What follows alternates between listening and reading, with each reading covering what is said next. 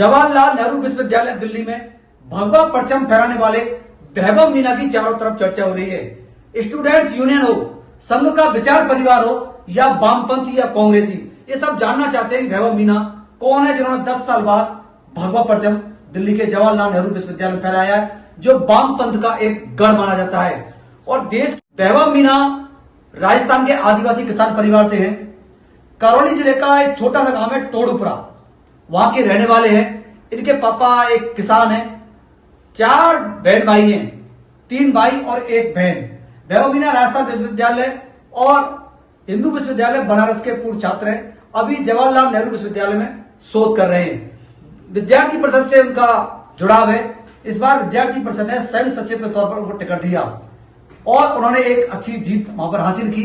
इसके अलावा जो 3 पद हैं वहां पर वामपंथ संगठन है, उन्होंने जीती थी। इसके बाद वैभव मीना की काफी चर्चा हो रही। लोग जानना भी चाह रहे हैं वैभव मीना कहां के हैं, क्या है और ये क्या काम करते हैं। वैभव मीना के बारे में एक बात और आपको बताता हूं। आदिवासी किसान परिवार यानी मीना जाति से आते हैं और ये लंबे समय तक संघ हो, विद्यार्थी परिषद हो, अगर ये चाहेंगे तो राजनीति में भी जा सकते हैं। मीना ने अपनी जीत को राष्ट्रवाद और आदिवासी चेतना के नाम समर्पित किया है। वैभव ने साफ तौर पर कहा है कि जेएनयू में आदिवासियों को दबा कर रखा गया और राष्ट्रवाद को भी वहां दबा दिया जाता है।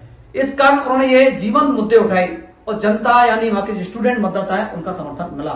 आदिवासी चेतना और राष्ट्रवाद को उन्होंने प्रमुख मुद्दा इस चुनाव में बनाया था, उसका उन्हें काफी एक लाभ भी मिला। अब वैभव मीना के बारे में एक बात और, करौली साइड पूरे भरतपुर संभाग या जो आसपास का एरिया है वो सोच रहे होंगे, समझ रहे होंगे कि एक विश्वविद्यालय का जॉइंट सेक्रेटरी तो चुना गया है, इसमें बड़ी बात क्या है।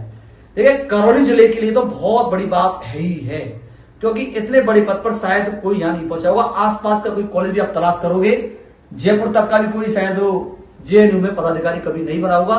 10 साल में तो विद्यार्थी परिषद वहां पहली बार आई है।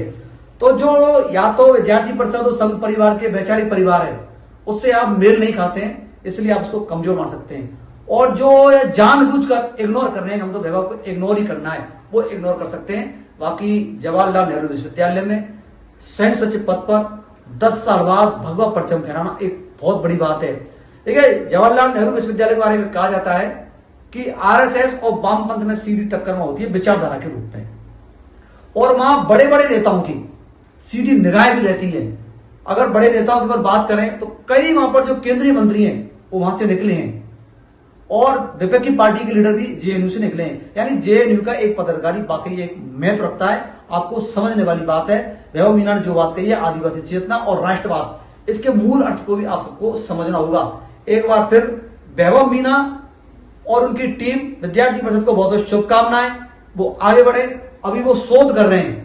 चाहे तो वो राजनीति में जा सकते हैं, प्रोफेसर बनना तो उनका लगभग तय आप मान सकते हैं, क्योंकि वो काफी एक इंटेलिजेंट है। यदि राजनीति में भी वो गई तो संघ परिवार के जो विचारधारा है या भारतीय जनता पार्टी में गई तो लंबे समय तक राजनीति कर सकते हैं, क्योंकि उनके लिए सभी दरवाजे वहां पर खुले हुए हैं। और आप देख सकते हैं कि वहां पर जेएनयू का जो पदाधिकारी होता है उनको काफी एक महत्व भी दिया जाता है। खबरों के लिए बने रहे आप न्यूज़ संभा के साथ, और एक बार फिर वैभव मीना को बहुत बहुत शुभकामनाएं।